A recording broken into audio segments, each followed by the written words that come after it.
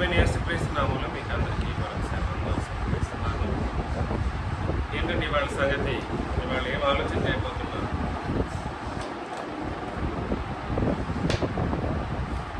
చెప్పండి. అపవాది గురించి మరికొన్ని సంగతులను మనం పరిశీలన చేయబోతున్నాం. అంతే కదా? ఇది అపవాది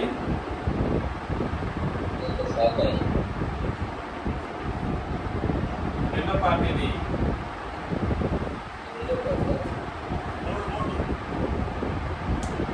అందుకోసమే క్లాసులకి రెగ్యులర్గా అటెండ్ అవ్వాలని చెప్పేది.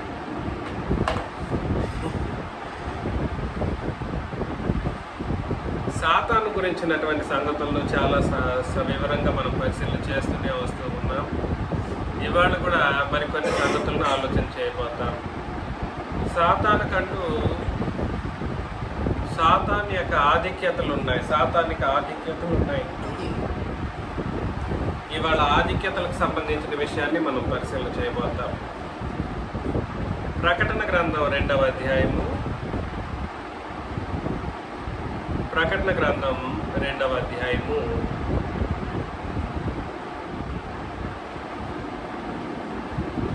9 ఒకసారి చదివితే, 2వ అధ్యాయం 9 ఒకసారి చదివితే, నీ శ్రమను దరిద్రతను నేను ఎరుగుదును, అయినను నీవు ధనవంతుడవే.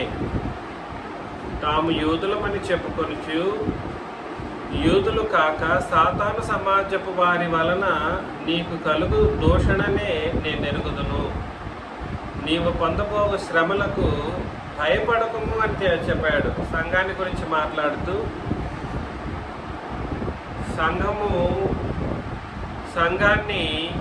సంఘంలో ఉన్న వాళ్ళని, యూదులు కాకపోయినా ధర్మశాస్త్రం పట్ల మక్కువ ఉన్న వాళ్ళు ఎవరైతే ఉంటారో వాళ్ళని ఏమని చెప్పడం జరిగిందండి?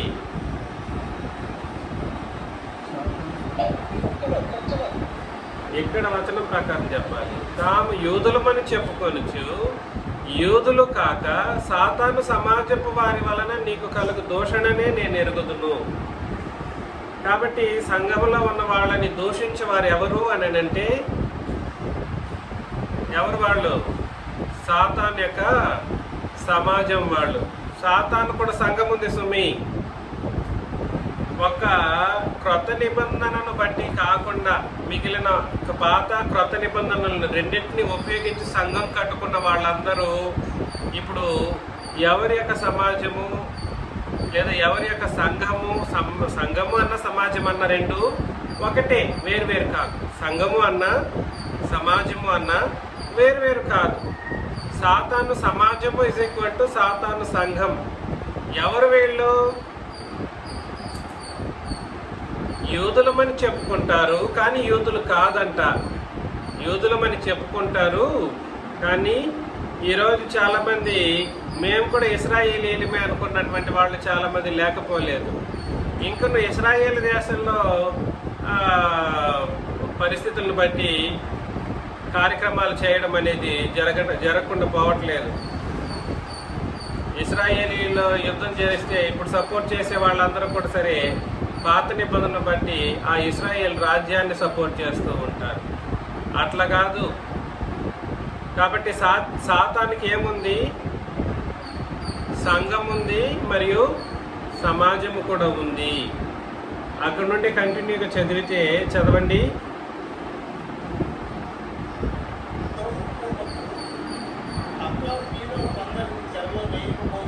అపవాది మీలో కొందరిని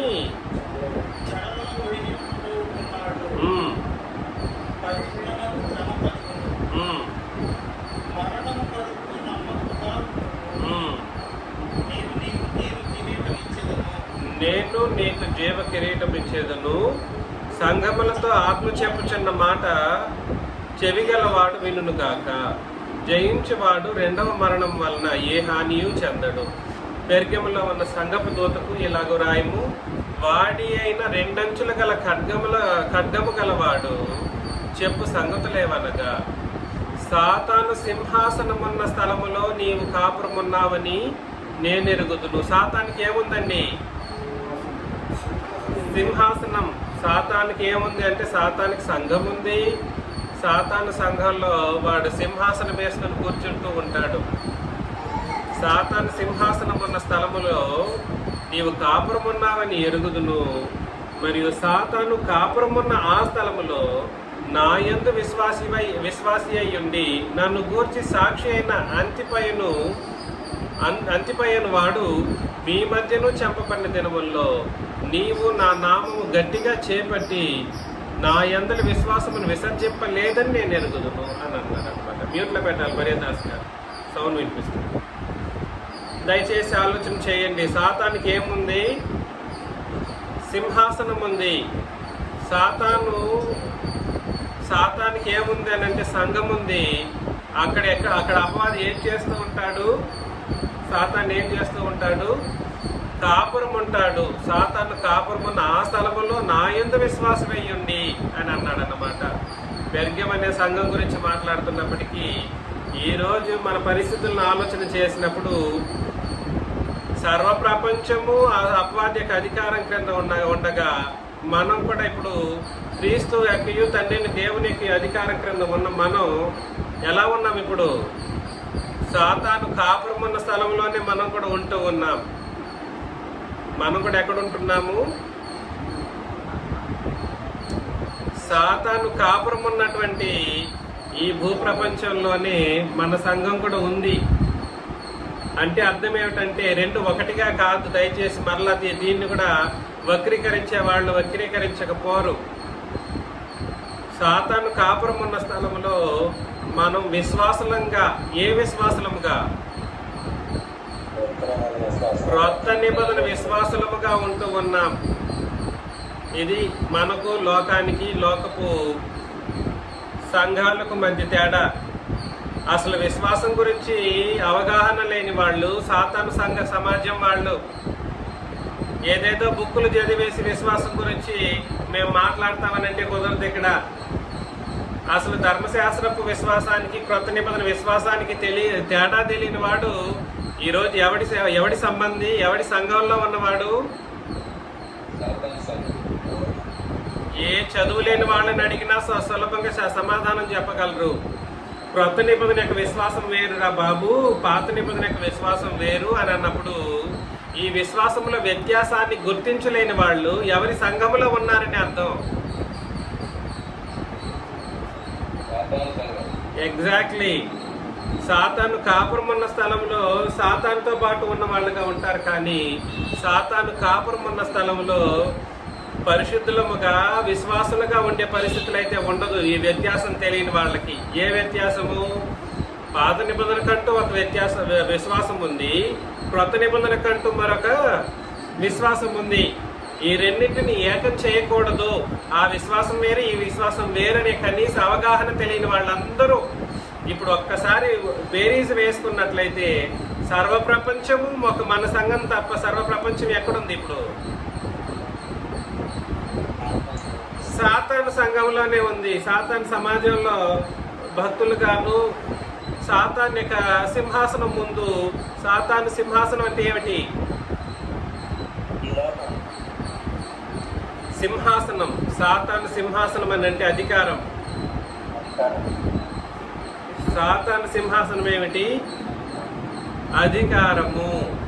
అధికారం. అక్కడే 24వ వచనంలో చెప్పేశాడు, అయితే తొయితైరలో కడమవారైన మీతో అనగా ఈ బోధను అంగీకరింపక సాతాను యొక్క గూఢమైన సంగతులను ఎరుగమని చెప్పుకున్న వారందరితో నేను చెప్పుచున్నది ఏమనగా మీ పైన మరి ఏ భారమును పెట్టను అని అన్నాడు అన్నమాట. రాద్దాం. ఒకటి అపవాదికి ఏముందండి? సింహాసనం ఉంది. రెండు, సంఘము లేదా సమాజము. ఇది ఎలాగా అబ్బాయి సమాజం అని ఎలా మనం గుర్తిస్తామని అంటే చెప్పండి. క్రొత్త నిబంధన విశ్వాసమును అర్థం చేసుకోనని వాళ్ళందరూ ఎలాగా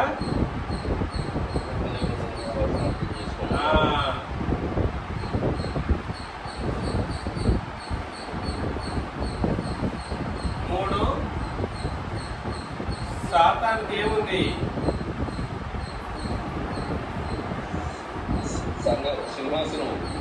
సింహాసనం ఉంది, సంఘం ఉంది, లేదా సమాజం ఉంది అని ఆలోచన చేశాం. సాతాన్ యొక్క గూఢమైన సంగతులను ఎరుగమని చెప్పుకున్న వారందరితో, సాతాన్ యొక్క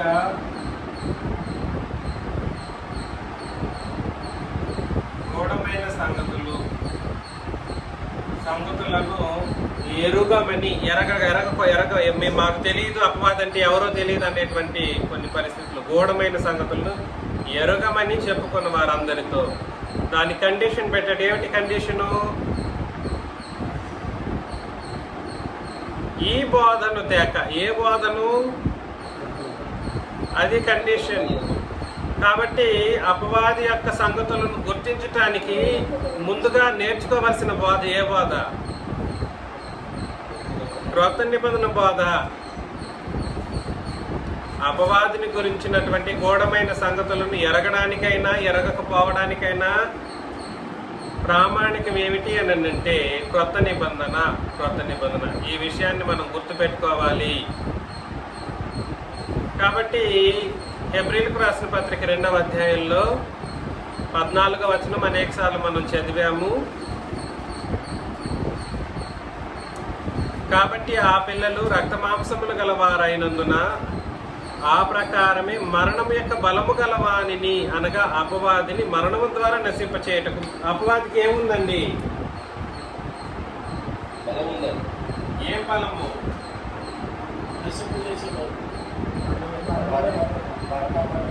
అక్కడ ఉన్న వచనాన్ని చదివి చెప్పండి. మరణం యొక్క బలము. అపవాదికి ఏముంది? మరణం యొక్క బలం. అంటే అర్థం ఏమిటి? మరణం యొక్క బలం ఏమిటి? కరెక్ట్. మరణం యొక్క బలము గలవానిని. ధర్మశాస్త్రం. మరణం యొక్క బలం ఏమిటి? బలం ధర్మశాస్త్రమే. వచనాలుగా ప్రత్యేకించి చదువుతూ రావాల్సిన అవసరం లేదు. ఈ మరణం భౌతికమైన మరణం కాదు. ఈ మరణం ఎటువంటి మరణం అండి? భౌతిక సంబంధమైన మరణం కాదు. మరి ఏ మరణం ఇది? అనగా ఏమిటి అది? ఆత్మ సంబంధమైన మరణం ఏమిటి?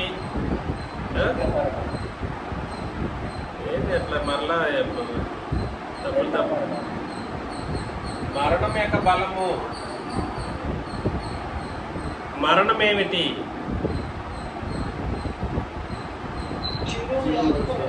జీవంలో నుండి ఆత్మను లేదా ఆత్మలో నుండి జీవాన్ని వేరుపరిచేదాన్ని మరణం అని అన్నాడు. అనగా దాన్ని ఏమన్నారంటే, మరణము అంటే ఏమిటండి? జీవములో నుండి ఆత్మ వేరుపరచబడటం. దీన్నే నిర్జీవ ఆత్మస్థితి అని అంటారని కూడా చెప్పాను. నిర్జీవ ఆత్మస్థితి, జీవము లేని స్థితి. నిర్జీవ క్రియలు అంటే ఏమిటి? ఏమిటి అవి? పాపములు. ఏమిటి ఇంత ఇదిగా ఉన్నారు? నిర్జీవ క్రియలు. పాపము జీవమును తొలగించేది ఎప్పుడు తొలగించబడుతుంది? ఆత్మలో నుండి పాపం చేసినప్పుడు. ఏమో చాలా కష్టంగా తిరిగి ఇబ్బంది పడుతున్నారు. ఎఫెసీ పత్రిక 4వ అధ్యాయము. ఎఫెసీ పత్రిక 4:18 మరొకసారి ఎవరైనా చదవండి. ఏ మనసు? అంధకారమైన మనసు గలవారై తమ హృదయ కాఠిన్యము వలన తమలోనున్న అజ్ఞానము చేత దేవుని వలన కలుగు జీవములో నుండి, కాబట్టి దేవుని వలన కలుగు జీవములో నుండి వేరుపరిచే ఒక పరిస్థితిని ఏమన్నాడని అంటే మరణము అని అన్నాడు. మరణము అని అన్నాడు. అది ఎప్పుడు సాధ్యమవుతుంది? అంధకారమైన మనసుతో కఠిన హృదయంతో పాపం చేసినప్పుడు. అంధకారమైన మనసుతోనూ కఠిన హృదయంతోనూ పాపము చేసినప్పుడు, చీకటిలో నడిచినప్పుడు. దానికి ఏం పేరు అని అంటే మరణం. జీవముల నుండి ఏం చేయబడతారు? వాళ్ళు వేరు చేయబడతారు. జీవముల నుండి వేరుపరచబడే దాన్ని ఏమంటారు? నిర్జీవ స్థితి అని అంటారు. జీవం కోల్పోయిన స్థితిని ఏమంటారు? నిర్జీవ స్థితి. అందుకనే పాపమునకు మరొక పేరు ఏమిటి?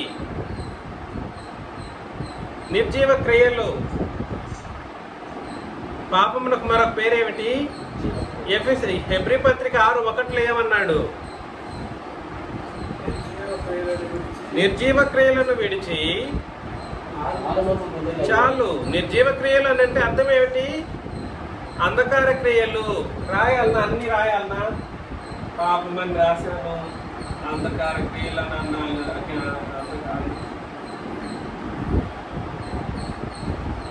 అంధకార క్రియలు తర్వాత పాపం రాశాను, నిర్జీవ క్రియలు, నిర్జీవ స్థితి. ఇది ఎప్పుడు వస్తుంది? దీనికన్నిటికీ అధిక బలం కలిగిన వాడు ఎవడు అని అంటే, దీనన్నిటి మీద బలం కలిగిన వాడు ఎవడు? అపవాది. అందుకోసమే ఈ విషయం మనకు అర్థం కావాలి. ఎవరెవరైతే పాపం చేస్తారో వాళ్ళందరూ కూడా సరే ఎక్కడికి వెళ్ళిపోతారు? అపవాది యొక్క బలం క్రిందకి, లేదా అపవాది యొక్క సింహాసనం క్రిందకి వెళ్ళిపోతారు మనుషులు. అందుకని పాపం చేయకూడదు. మనం దేవుని పిల్లలంగా ఉండడానికి ఇష్టపడిన వాళ్ళం. అర్థమవుతుంది కదండి?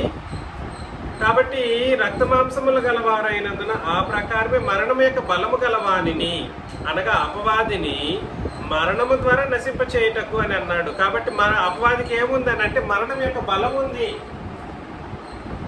అది రక్తమాంసములు కలిగిన వాళ్ళని సులభంగా వాడు ఏం చేస్తాడు? వశపరిచేస్తాడు. మరొకసారి హెబ్రీ పత్రిక 2వ అధ్యాయం మొదటి 3 వచనాలను చదివినప్పుడు, హెబ్రీ పత్రిక 2 మొదటి 3 వచనాలను చదివినప్పుడు, మీ అపరాధముల చేతను పాపముల చేతను మీరు చచ్చిన వారై ఉండగా, కాబట్టి అపరాధములు పాపములు చేసినప్పుడు ఏమైపోతారు? మరణిస్తారు లేదా చచ్చిన వారు అవుతారు. అపరాధాలు పాపములు చేసినప్పుడు ఏమవుతారండి?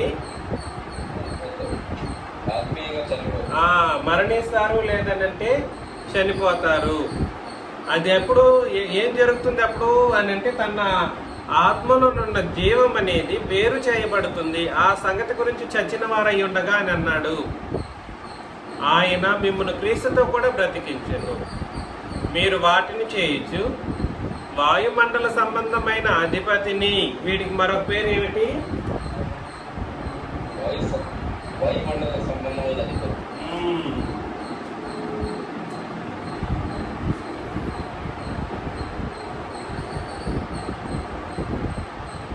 వీడు వాస్తవానికి వీడికంటూ ఒక సింహాసనాన్ని రెడీ చేసుకున్నాడు. సింహాసనం వీడికి ఉంది. వీడికి ఆధిపత్యం, అధికారం ఉంది. వీడికి ఏముంది? బలం ఉంది. వీడికి ఏముంది? సంఘం ఉంది, సమాజం ఉంది. వీడికి సంబంధించినటువంటి చాలా చాలా ఆధిక్యతలు అపవాదికి ఉన్నాయి. వీటిని మనం గుర్తించాల్సినటువంటి అవసరం మనకు ఉందండి. కాబట్టి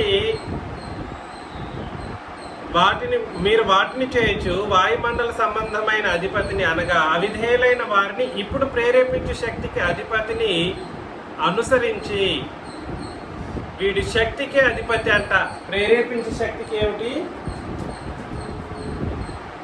మ్యూట్లో పెట్టాలి మరేదాస్ గారు. పాపమును ప్రేరేపించే శక్తికి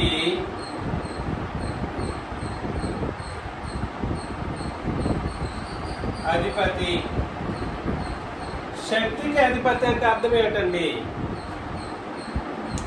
చెప్పిన తర్వాత మ్యూట్లో పెట్టేస్తే మంచిది. శక్తికి అధిపతి అంటే అర్థం ఏమిటి? అది ఏమిటి అంటే?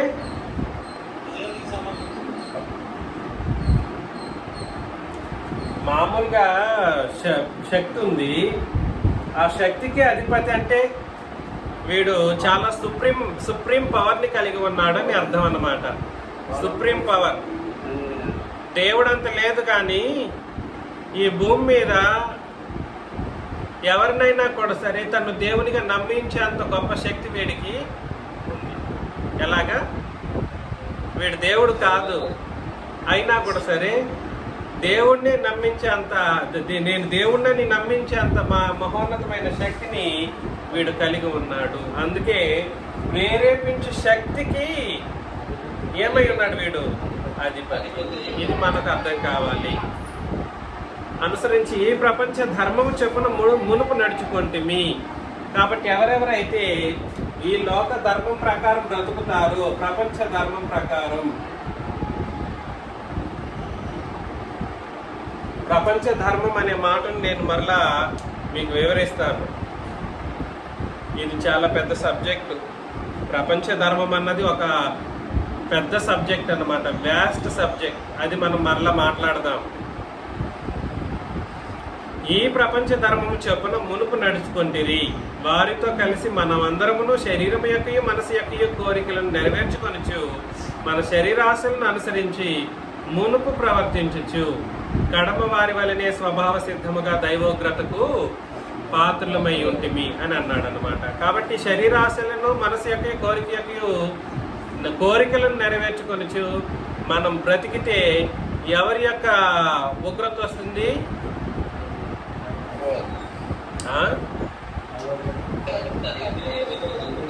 దైవోగ్రతకు లేదా తండ్రి యొక్క క్రీస్తు యొక్క ఉగ్రతకు పాత్రలమైపోయే అంత ప్రమాదంలో కూరుకుపోతాం. నేనేం చెప్పడానికి ప్రయత్నం చేస్తున్నానంటే, అపవాదికంటూ సామ్రాజ్యం ఉంది. అది చీకటి సామ్రాజ్యం. ఎటువంటి సామ్రాజ్యం అది? చీకటి సామ్రాజ్యం, అంధకారం. ఈ అంధకారము ఎలా పాకిందనంటే సర్వభూ ప్రపంచం అంధకారమయమైపోయింది. ఎలాగా? సర్వభూ ప్రపంచం అంధకారమయమైపోయింది అన్నమాట. ఈ సర్వభూ ప్రపంచం అంధకారమయం అవ్వడంలో కారణం ఏమిటంటే, వాడు తన యొక్క సింహాసనాన్ని రెడీ చేసేసుకునేసి కనీసం బోధల విషయంలో కూడా సరే మనుషులు తండ్రిని క్రీస్తును అర్థం చేసుకోకూడదన్నటువంటి ఉద్దేశంతో సంఘాలనే బైబిల్ పేరట ఏం చేసేసాడు? తన అంధకార రాజ్యంలో వ్యక్తులుగా వాళ్ళని లాగేసుకున్నాడు. లోకమైతే మరణం చేత ఏం చేయబడింది? మరణం చేత ఏం చేయబడింది? పాపం చేయడం, మరణించేటట్లుగా చేయడం, వాడు తన వాళ్ళలోకి లాక్కెళ్ళిపోవడం. అలాగా మరణం యొక్క బలం వాడు ఒకసారి లాగాడనంటేనండి, సామాన్యంగా లాగి వదిలిపెట్టేసేయడు. వాడి యొక్క తంత్రములతో నిన్ను కట్టి పెడతాడనమాట బలం చేత. ఎలాగా? వాడు తన తంత్రములతో నిన్ను కట్టి పెట్టేయగలడు, బందీఖానాగా చేయగలడు అనమాట. వాడు సామాన్యమైన వ్యక్తి అనుకుంటే సరే, చాలా తప్పుల కాలు వేసిన వాళ్ళం అవుతాం. వాడు వాయుమండల సంబంధమైన అధిపతి అంట. అంటే అర్థమేమిటి? ఆకాశ మండలం మందు ఉన్నటువంటి ఈ దురాత్మల సమూహాలకు ఎలాగా? ఆకాశ మండలంలో దురాత్మల సమూహాలు ఉన్నాయి కదా, వాటన్నిటికి కూడా ఏమిటి? వీడు. అందుకే వాయుమండల సంబంధమైన అధిపతి అని వాడికి పేరు. అదేవిధంగా ఇప్పుడు మనుషుల యొక్క కోరికలను ప్రేరేపించే శక్తికి వాడు ఎటువంటి వాడు? ప్రేరేపించే శక్తికి కూడా ఎటువంటి వాడు? అధిపతి. కాబట్టి చులకనగా మనం అనుకుంటూ ఉంటాం. చులకనగా కాదు సుమి. వాడి బలాబలాలు మనం గుర్తించలేకపోతే ఒక చిటికే కూడా కాదు, సులభంగా లాక్కెళ్ళిపోగలడు. సులభంగా లాక్కెళ్ళిపోతాడు. వాడు అదృశ్య స్వరూపి. మరలా ఎటువంటి వాడు? అదృశ్య స్వరూపి. వాడు కనబడడు. కనబడకుండానే తన శక్తి చేతను, తన బలముల చేతను, తన ఆధిపత్యం చేతను నిన్ను మెయింటైన్ చేయగలిగేంత శక్తి సామర్థ్యాలు కలిగిన వాడు అదృశ్య స్వరూపి. వాడిని చూడాలనుకుంటే మనం చూడలేం. అపవాదిని చూడాలనుకుంటే చూడలేం. కానీ ఒకానొక దినాన వాడిని మనం చూసే ఒక పరిస్థితి వస్తుందన్నమాట. దానికి వచనం చెప్పేశాడు. 2 కొరింథీయులకు రాసిన పత్రికలో 2 దశలోనికీయులకు రాసిన పత్రిక 2వ అధ్యాయము 2వ దశలోనికీయులకు 2:1 నుండి నేను చదువుతాను, చూడండి. సహోదరులారా, ప్రబోధనం ఇప్పుడే వచ్చి ఉన్నట్టుగా ఆత్మ వలనైనను మాట వలనైనను మా యొద్ద నుండి వచ్చినదని చెప్పిన పత్రిక వలనైనను ఎవడైనను చెప్పిన ఎడల మీరు త్వరపడి చంచల మనస్కులు కాకుండా వలెననియు బెదరకుండా వలెననియు మన ప్రభువైన యేసుక్రీస్తు రాకుండా బట్టి మనం ఆయన యొక్క కూడుకుంటూ బట్టి మిమ్మల్ని వేడుకొంటున్నాను. కాబట్టి ప్రబోధనం వచ్చేసిందండి. ప్రబోధనం వచ్చిందా? వచ్చి ఉన్నట్టుగా ఆత్మ చెప్పలేదు, మేం మాటలతో చెప్పలేదు, ఎటువంటి పత్రిక కూడా రాయలేదు. కాబట్టి వచ్చిందని ఎవడు చెప్పినా కూడా సరే నమ్మకూడదు అని అన్నాడు. అండర్లైన్ చేసుకొని 3వ వచనం, మొదట భ్రష్టత్వము సంభవించి నాశన పాత్రుడకు పాప పురుషుడు బయలుపడితేనే కానీ ఆ దినము రాదు. బయలుపడతాడంట ఒక రోజుకి. మొదట భ్రష్టత్వం సంభవించి నాశన పాత్రుడకు పాప పురుషుడు బయలుపడితేనే కానీ ఆ దినము రాదు. ఈ నాశన పాత్రుడకు పాప పురుషుడు = అపవాది లేదా సాతాను.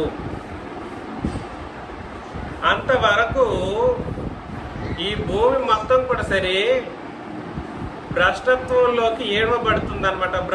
భ్రష్టు పట్టబడుతుంది. వాడు అందరినీ భ్రష్టు పట్టించే ఒక పరిస్థితుల్లోకి నడిపిస్తూ ఉంటాడు. మొదట భ్రష్టత్వం సంభవించి అని అన్నాడు. అంటే అర్థం ఏమిటి? నువ్వు చూసిన ప్రతిదీ ఏమైపోతుంది? భ్రష్టు పట్టిపోతుంది. భ్రష్టత్వం సంభవించి నాశన పాత్రుడకు పాప పురుషుడు బయలుపడితేనే కానీ ఆ దినము ఏ దినము రాదు. అంటే అర్థం ఏమిటంటే ప్రభు దినానికి ముందు, అంటే క్రీస్తు యొక్క రాకడకు ముందు అపవాది యొక్క నిజ స్వరూపం అనేది బయలుపరచబడుతుంది అన్నమాట. ప్రభు దినానికి ముందు. అర్థమవుతుంది నేను చెప్తున్నది? అప్పటి వరకు ఏం చేయబడుతుంది? వీడి యొక్క సింహాసనం, అధికారం, వీడి సంఘంలో ఉన్న వాళ్ళు, వీడి యొక్క గూఢమైనటువంటి విధి విధానాలను బట్టి, వాడి బలాన్ని బట్టి, అధిపతిని బట్టి, శక్తులను బట్టి వాడు ఏం చేస్తాడంటే ఈ సర్వ భూ ప్రపంచాన్ని అంతటినీ ఏం చేసేస్తాడనంటే భ్రష్టు పట్టించేస్తాడు. ఏం చేస్తాడు? భ్రష్టు పట్టిస్తాడు. ఇక దేవునికి వాళ్ళు ఉపయోగమయ్యే ప్రసక్తి ఉండదు. వాళ్ళు భ్రష్టు పట్టితే ఇక క్రీస్తు అలాంటి భ్రష్టులని తీసుకోడు. ఇంకా అందుకోసమే భూమి, సూర్య, చంద్ర, నక్షత్రాలన్నీ కూడా సరే భ్రష్టు పట్టబడతాయి. ఎవరి వలన అంటే అపవాది వలన. ఈ సర్వ సృష్టి కూడా సరే మూలుగుతూ ఉందంట. దేనికి మూలుగుతూ ఉంది? అయ్యో, నేను దేవుని పిల్లలకు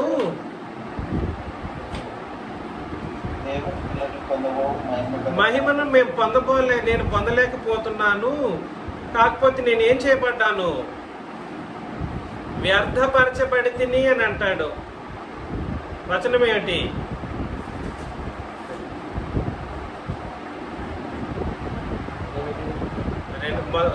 రెండవ కొరింథీ రోమ 8. దేవుని కుమారుని ప్రత్యక్షత కొరకు సృష్టి మీకు ఆస్తితో తెలిసి కనిపించున్నది. సృష్టి నాశనమునకు లోనైన కాబట్టి సృష్టి కూడా ఏం చేయబడింది?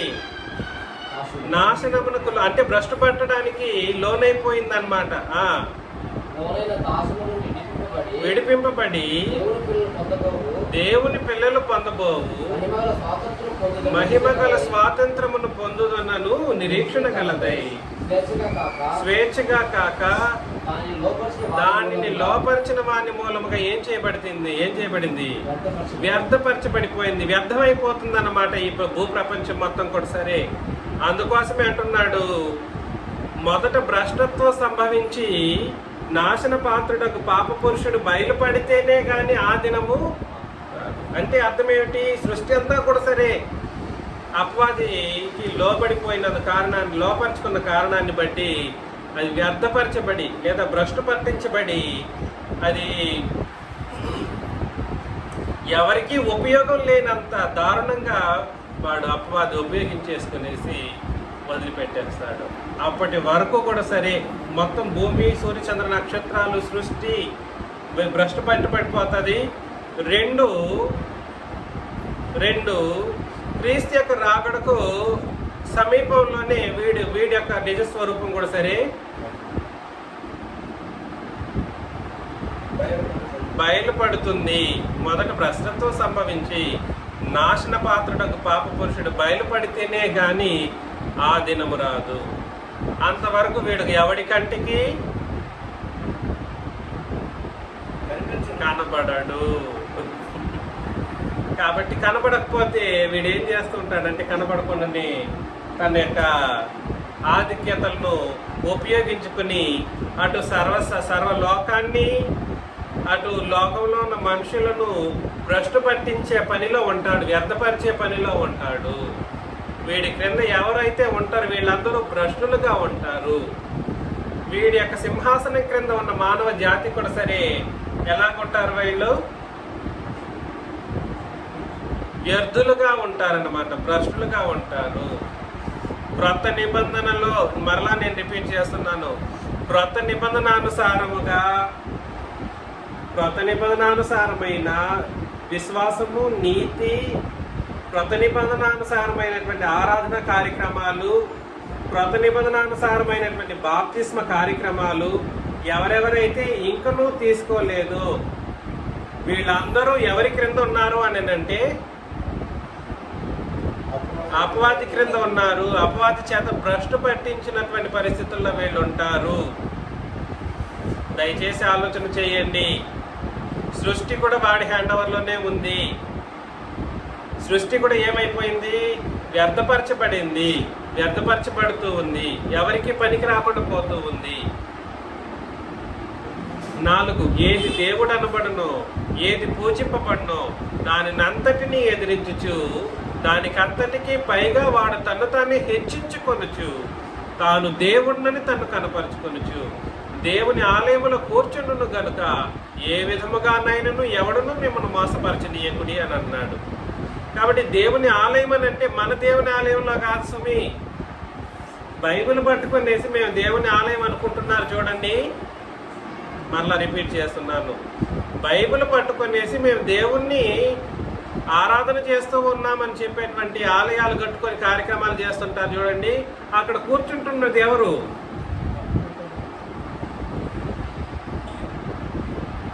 అపవాది. క్రొత్త నిబంధన ప్రకారం ఆరాధన చేయని ప్రతి దేవుని ఆలయాల్లో, మరలా రిపీట్ చేస్తున్నా, క్రొత్త నిబంధన ప్రకారం ఆరాధన చేయని ప్రతి ఆలయాల్లో కూర్చుంటున్న దేవుడు ఎవరు? అపవాది. వాళ్ళకి దేవుడు వాడే, మనకు కాదు సుమి.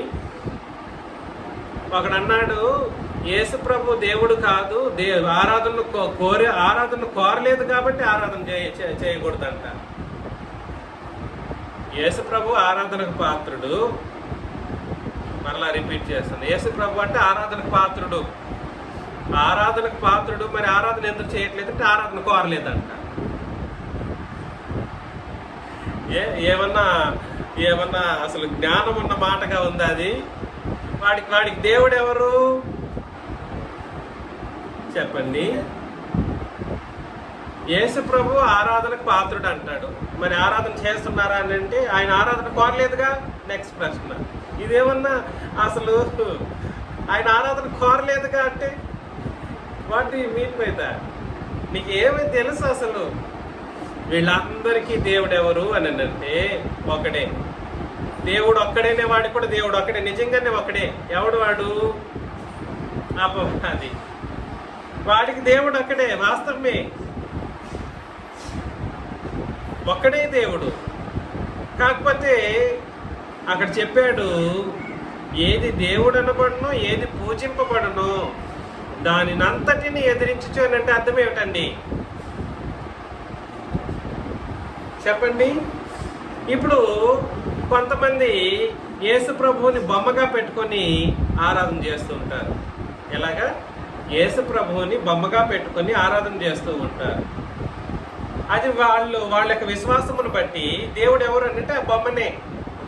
కానీ దాని వెనకాల ఉన్న ఆరాధన అంగీకరిస్తున్నవాడు ఎవడు? అపవాది అన్నమాట. యేసు ప్రభుని ఆరాధనకు పాత్రుడు కాడు అంటాడు. ఎలాగా?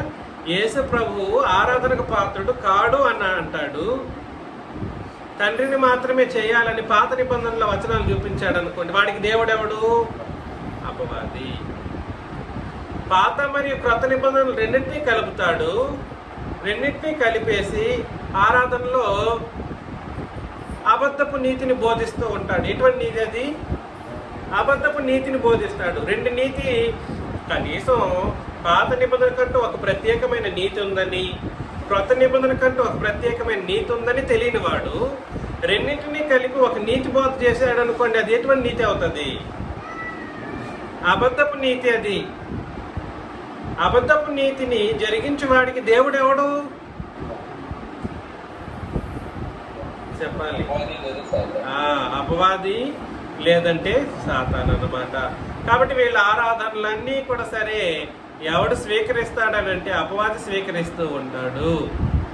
వీడు వేసే కానుకలు, వీడికి మనుషులు వేసేటువంటి సమస్త విధములైనటువంటి కార్యకలాపాలను వీడు సంతోషకరంగాను శుభప్రదంగాను స్వీకరిస్తూ ఉంటాడన్నమాట. 5, నేను ఇంకను మీ యొద్ద ఉన్నప్పుడు, అంటే 2వ దశలోనికీయులకు 2వ అధ్యాయం 5 నుండి, నేను ఇంకను మీ యొద్ద ఉన్నప్పుడు ఈ సంగతులను మీతో చెప్పినది మీకు జ్ఞాపకము లేదా? కాగా వాడు తన సొంత కాలమందు బయలుపరచబడవలనని వానిని అడ్డగించినది ఏదో అది మీరు ఎరుగుదురు. వాడిని అడ్డగించేది ఒకటే,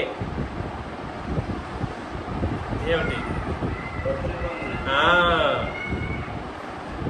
వాడిని అడ్డుకోవాలన్నా అడ్డగించాలన్నా ఒకదాని వలనే సాధ్యమవుతుంది.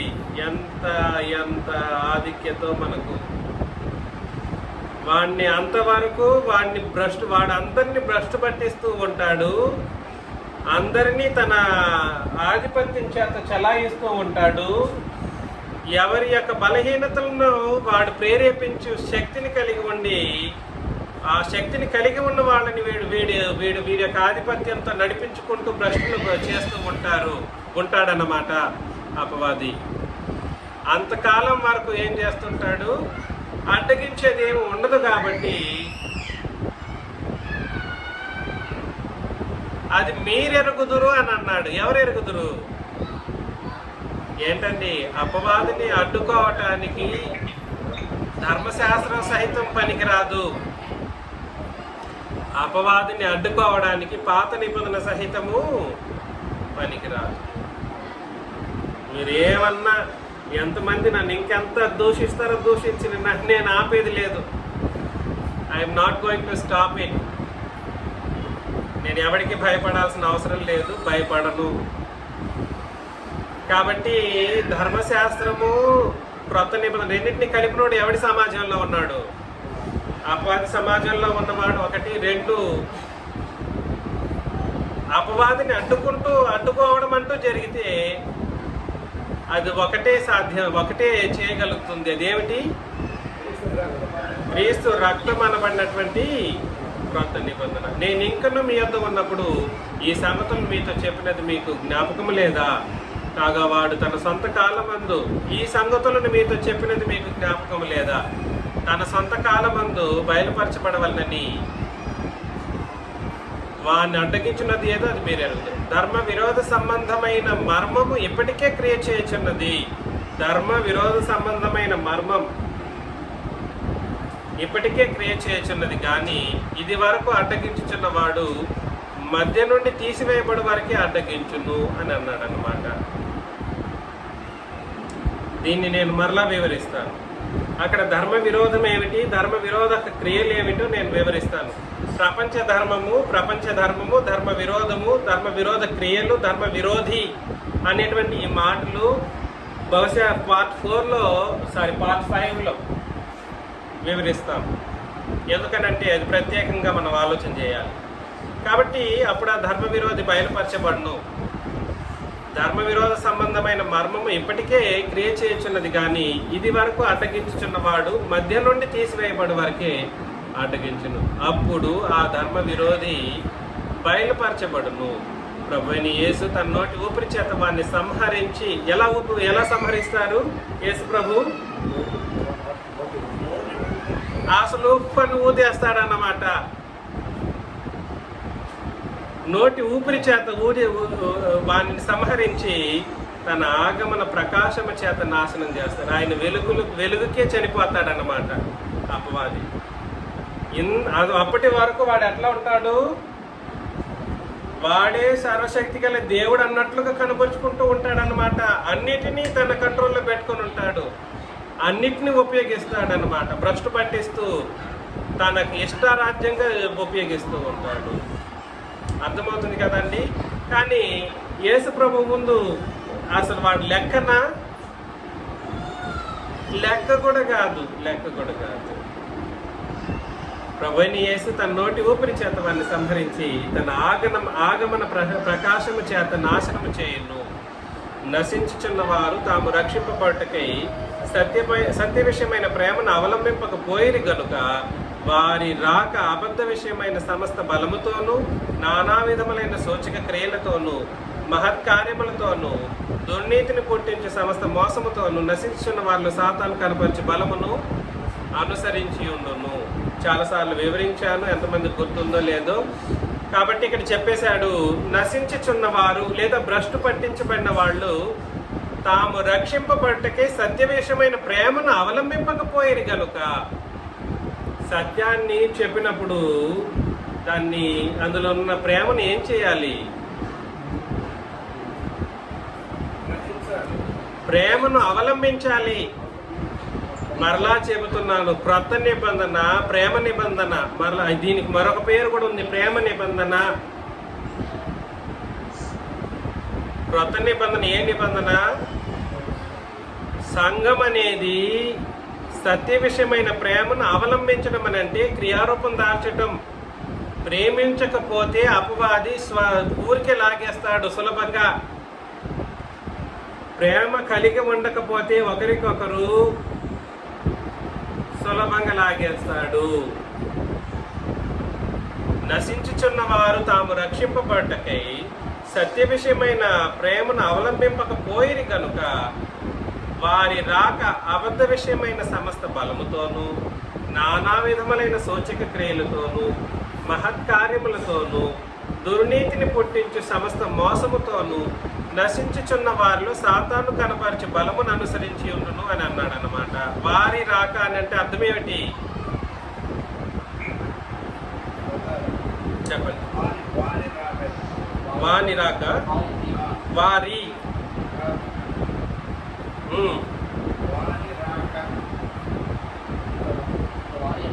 వారి అని ఒక దీంట్లోను, వాణి అని మరొక దీంట్లోనూ ఉంది. కరెక్టే. వాని రాక సమస్త విధములైనటువంటి అబద్ధ విషయమైన సమస్త బలముతో ఉంటది. అబద్ధాన్ని నమ్మించేటట్లుగా అన్ని బలాన్ని ఉపయోగిస్తాడు, సమస్త బలాన్ని ఉపయోగిస్తాడు. నానా విధములైన సూచక్రియలను చేస్తూ ఉంటాడు, మహత్కార్యాలు. ఈ మధ్యలో వేలాంగణి లాంటి ఈ ప్రదేశాలకు వెళుతూ ఉంటారు. వేలాంగణికి వెళతారు. అప్పటి వరకు పిల్లలు పుట్టలేదు అన్నోళ్ళకి ఏం కలుగుతారు? పిల్లలు కలుగుతారు. అప్పటి వరకు రోగాలు బాగాలేని వాళ్ళు ఏం చేస్తారు? అబ్బా ఈ వేలాంగణికి వచ్చాము లేదా ఈ కొండకి వెళ్ళాము, గుణదలను అదే అదే అదే అదే వేరు పేర్లు ఉన్నాయి కదండి, నిర్మలగిరి ఏదేదో పేర్లు ఉన్నాయి. ఇతరత్ర హిందూ దేవాలయాలు దేవతలు లేదా ముస్లింలు లేదా యేసు ప్రభు బొమ్మలు పెట్టుకొనేసి మరియమ్మ బొమ్మలు పెట్టుకొనేసి అక్కడి వరకు వెళ్ళి రోగాలు పోని వాళ్ళు రోగాలు పోయాయని, తర్వాత పిల్లలు పుట్టలేని వాళ్ళు పిల్లలు పుట్టారని, లేదా దయ్యం పట్టిన వాళ్ళు దయ్యం వెళ్ళిపోయిందని, ఇట్లాంటి సూచక క్రియలు మహత్కార్యాలు. మహత్కార్యాలు అంటే అర్థం ఏమిటండి? అద్భుతాలు. అది సామాన్యంగా మానవులు చేయలేని కార్యాలు. అట్లాంటి గొప్ప గొప్ప కార్యాలను చేస్తూ అపవాది ఏం చేస్తాడని అంటే నమ్మిస్తూ ఉంటాడనమాట అబద్ధాన్ని. అబద్ధ విషయమైన సమస్త బలముతోనూ నానా విధములైన సూచక క్రియలతోనూ మహత్కార్యములతోనూ దుర్నీతిని పుట్టించే సమస్త మోసముతోనూ నశించుచున్న వారిలో సాతాను కనపరిచే బలమును అనుసరించి ఉంటుంది. కాబట్టి వీడు ఏం చేస్తాడండి? అన్ని బలాన్ని కనపరుస్తూ మనుషుల్ని నమ్మిస్తూ సత్యాన్ని నమ్మకుండేటట్లుగా చేస్తూ ఉంటాడు. అబద్ధమును నమ్మునట్లు మోసపు చేయ శక్తిని 11 ఇందుచేత సత్యమును నమ్మక దుర్నీతి యందు అభిలాష గల వారందరూ శిక్షా విధి పొందుటకై. ఎవరెవరైతే సత్యాన్ని నమ్మలేదో వాళ్ళకి ఏముంది ఆశ? దేని మీద ఆశ ఉంది? అభిలాష. దుర్నీతి యందు అభిలాష గల వారందరూ ఏం పొందాలి? శిక్షావిధి పొందుటకై. ఇక్కడ శిక్షావిధి ఈక్వల్ టు శిక్షావిధి ఈజ్ ఈక్వల్ టు నరకం. సత్యాన్ని నమ్మలేని వాళ్ళు, దుర్నీతి యందు అభిలాష గల వారందరూ శిక్షావిధి పొందుటకై అబద్ధమును నమ్మునట్లు మోసము చే శక్తిని దేవుడు వారికి పంపుచున్నాడు. వానికేనుందా లేదా వారికేనుందా? మరియదాస్ గారు మీ బైబిల్లో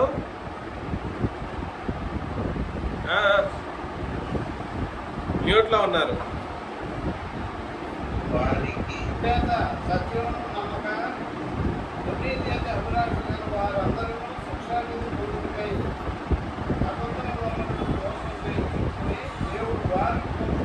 వానికా వారికా?